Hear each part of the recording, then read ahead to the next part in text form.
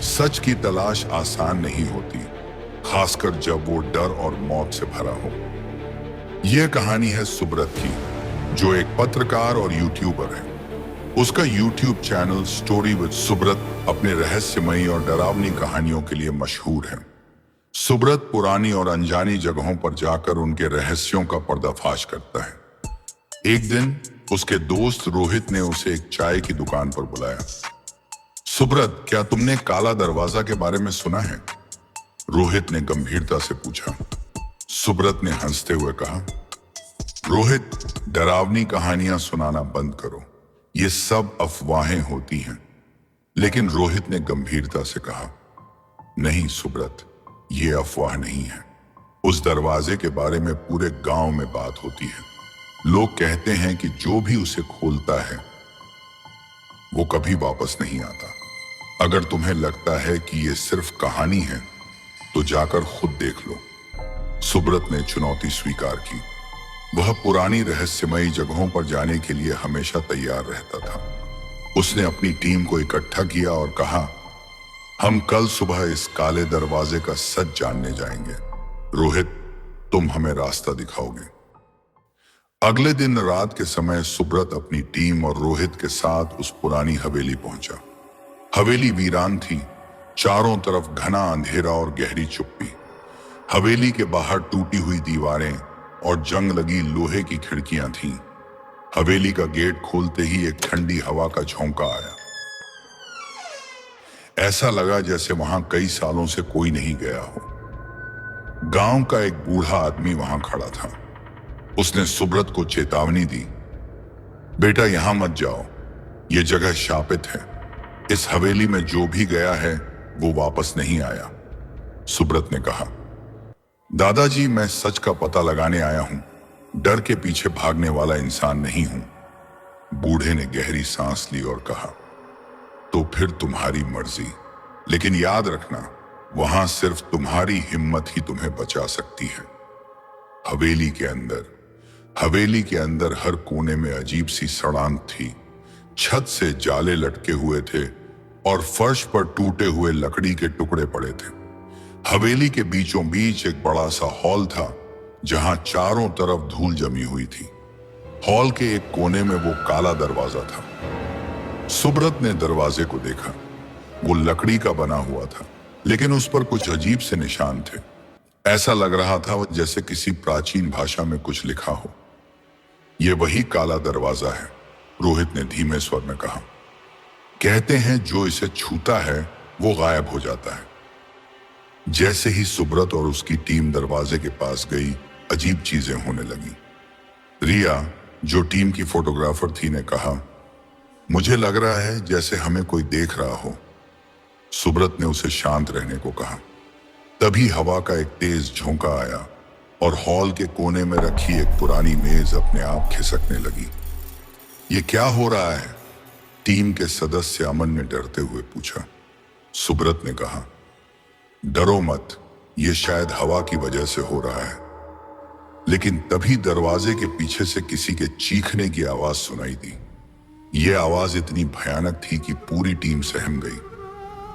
हमें यहां से जाना चाहिए, रिया ने डरते हुए कहा।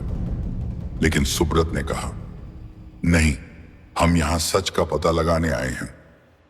रोहित ने कहा, सुब्रत, अगर सच में हिम्मत है तो इस दरवाजे को खोलो, देखते हैं इसके पीछे क्या है। सुब्रत ने दरवाजे की ओर कदम बढ़ाया, लेकिन जैसे ही उसने दरवाजे के करीब पहुंचा, वो अपने आप धीरे धीरे हिलने लगा। अचानक एक जोरदार आवाज आई और दरवाजा झटके से खुल गया। दरवाजे के पीछे सिर्फ घना अंधेरा था। तभी रोहित ने अजीब तरीके से चीख मारी और वो दरवाजे के अंदर खींच लिया गया। रोहित!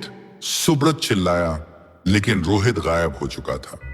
दरवाजा अपने आप बंद हो गया और हवेली के अंदर अजीब सी शांति छा गई। सुब्रत और उसकी टीम स्तब्ध थी।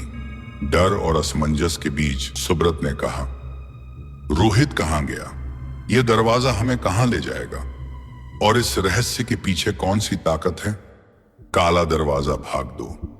जो दिखता है वो हमेशा सच नहीं होता, और जो छिपा है वो मौत या मुक्ति दोनों का रास्ता हो सकता है। दरवाजे के पीछे क्या है? रोहित के गायब होने के बाद हवेली में सन्नाटा छा गया। सुब्रत और उसकी टीम सकते में थी। रिया डरते हुए बोली, सुब्रत, हमें यहां से वापस जाना चाहिए, यह जगह हमारे लिए नहीं है। लेकिन सुब्रत ने अपनी हिम्मत कायम रखी और कहा, नहीं, रोहित को बचाना मेरी जिम्मेदारी है, मैं यहां से बिना उसके नहीं जाऊंगा। सुब्रत ने काले दरवाजे की ओर देखा। उसकी ठंडक और अजीब से निशान किसी प्राचीन रहस्य की ओर इशारा कर रहे थे। उसने दरवाजे को छूने की कोशिश की, लेकिन दरवाजा अपने आप फिर से बंद हो गया। हवेली के कोने में रखे एक पुराने शेल्फ पर सुब्रत की नजर पड़ी। उस पर धूल से ढकी एक मोटी किताब रखी थी। उसने किताब उठाई और पढ़ना शुरू किया। उस किताब में काले दरवाजे का पूरा इतिहास लिखा था। उसमें लिखा था, यह दरवाजा आत्माओं का मार्ग है, जो इसके अंदर जाता है उसकी आत्मा कैद हो जाती है और उसकी जगह एक दुष्ट आत्मा इस दुनिया में आ जाती है। इसे खोलने का साहस केवल वही कर सकता है जो अपने भय पर विजय पाले। सुब्रत ने किताब के अगले पन्ने पलटे, जिसमें दरवाजे को फिर से बंद करने और आत्मा को मुक्त करने का तरीका लिखा था। एक प्राचीन मंत्र का उच्चारण करो और दरवाजे के सामने खड़े रहो, लेकिन सावधान रहो, क्योंकि इस प्रक्रिया में तुम्हारा सामना सबसे भयानक चीजों से होगा। अगर तुम डरे तो तुम्हारी आत्मा भी कैद हो जाएगी। सुब्रत का साहसिक निर्णय। सुब्रत ने किताब बंद की और अपनी टीम की ओर देखा। उसने कहा, मुझे यह करना होगा। रोहित को इस दरवाजे के पीछे से वापस लाना है। तुम सब यहां से बाहर जाओ, यह लड़ाई मेरी है। टीम के सदस्यों ने मना किया, लेकिन सुब्रत की आंखों में दृढ़ता और साहस देखकर वे चुप हो गए। रिया ने कहा, सुब्रत, ध्यान रखना, हम बाहर इंतजार करेंगे। सुब्रत ने किताब में दिए गए मंत्र का उच्चारण करना शुरू किया। जैसे ही उसने पहला शब्द बोला, हवेली के अंदर अजीबोगरीब घटनाएं होने लगी। दीवारों से खून जैसा तरल बहने लगा और हवेली की खिड़कियां अपने आप खुलने और बंद होने लगीं। अचानक हवेली के अंदर एक काली परछाई प्रकट हुई।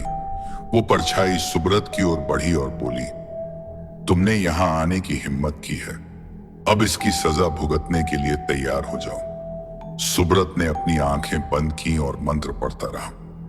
काली परछाई ने उसे डराने की कोशिश की, लेकिन सुब्रत डटा रहा। दरवाजा धीरे धीरे खुलने लगा। अंदर एक गहरी अंधेरी सुरंग थी। सुब्रत ने देखा कि रोहित की आत्मा उस अंधेरे में फंसी हुई थी। रोहित ने कमजोर आवाज में कहा, सुब्रत, मुझे यहां से निकालो, यह जगह बहुत डरावनी है। सुब्रत ने मंत्र का उच्चारण तेज कर दिया। तभी एक भयानक आवाज गूंजी, तुम इसे नहीं कर सकते, यह आत्मा अब हमारी है। अगर तुमने इसे छुड़ाने की कोशिश की तो तुम्हारी आत्मा भी हमारी हो जाएगी। लेकिन सुब्रत ने हार नहीं मानी। उसने अपनी पूरी ताकत से मंत्र पूरा किया। अचानक एक तेज रोशनी फैली और दरवाजे के अंदर से एक जोरदार धमाका हुआ। रोहित की आत्मा दरवाजे से बाहर आ गई, लेकिन उसके साथ एक और परछाई निकली। वो परछाई धीरे धीरे सुब्रत की ओर बढ़ी और बोली, तुमने इसे बचा लिया, लेकिन अपनी आत्मा यहां छोड़ दी। अब तुम्हारा समय खत्म हो रहा है। सुब्रत ने पीछे मुड़कर देखा। रोहित बेहोश था, लेकिन सुरक्षित था। उसने टीम को आवाज दी, रोहित को बाहर ले जाओ, मैं यहां रुकूंगा। टीम ने रोहित को उठाया और हवेली से बाहर ले गई। लेकिन जब रिया ने पीछे मुड़कर देखा तो सुब्रत अब वहां नहीं था। हवेली के दरवाजे पर एक अजीब सी शांति छा गई। टीम ने रोहित को होश में लाने की कोशिश की, लेकिन वो सिर्फ एक ही बात कह रहा था, सुब्रत कहां है? क्या सुब्रत अब भी उस काले दरवाजे के पीछे फंसा है? काला दरवाजा भाग 3, अंतिम अध्याय। सच को जानने का जुनून कई बार हमें अपने जीवन से बड़ा चुनाव करने पर मजबूर कर देता है। हवेली के अंदर सन्नाटा था। सुब्रत दरवाजे के पास खड़ा था। उसने महसूस किया कि काले दरवाजे के पीछे केवल अंधेरा नहीं, बल्कि एक दुष्ट शक्ति है जो आत्माओं को अपने वश में कर लेती है।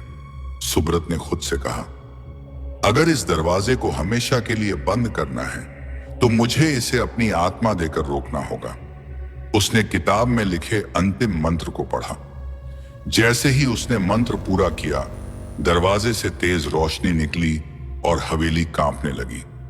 दुष्ट शक्ति ने चिल्लाते हुए कहा, तुमने हमें चुनौती दी है, अब तुम्हें इसकी कीमत चुकानी पड़ेगी। लेकिन सुब्रत अडिग रहा। उसने अपनी आंखें बंद की और अपनी पूरी शक्ति मंत्र में झोंक दी। दरवाजा बंद हो जाता है। सुब्रत का बलिदान काम कर गया। काला दरवाजा धीरे धीरे बंद होने लगा। हवेली की दीवारें टूटने लगी और दुष्ट शक्ति चीखती हुई अंधेरे में समा गई। दरवाजा हमेशा के लिए बंद हो गया। लेकिन जब रोहित और टीम हवेली के अंदर आए तो सुब्रत वहां नहीं था। सिर्फ एक किताब और सुब्रत का कैमरा जमीन पर पड़ा था। रिया ने कैमरा उठाया। उसमें सुब्रत का आखिरी संदेश रिकॉर्ड था। सुब्रत की आवाज गूंजी, अगर तुम ये वीडियो देख रहे हो तो समझ लो कि मैंने अपने जीवन से कुछ बड़ा चुना। मैंने काले दरवाजे को बंद कर दिया है ताकि और कोई इसकी चपेट में ना आए। डर के खिलाफ खड़े रहो और सच्चाई की ताकत पर विश्वास रखो। रोहित की आंखें भर आईं। उसने कहा, सुब्रत ने हमें बचाने के लिए खुद को खो दिया। हवेली अब खंडहर बन चुकी थी। काले दरवाजे के रहस्य का अंत हो गया। रोहित और टीम ने सुब्रत की याद में उसका YouTube channel story with Subrata को आगे बढ़ाने का फैसला किया, ताकि सुब्रत की कहानियां और बलिदान हमेशा लोगों तक पहुंचे। कहानी का अंत, सुब्रत का नाम भले ही उस दरवाजे के साथ खो गया हो, लेकिन उसकी बहादुरी और सच्चाई की तलाश हमेशा जीवित रहेगी। कभी कभी सच पाने के लिए खुद को खोना पड़ता है और वही सच्ची जीत होती है।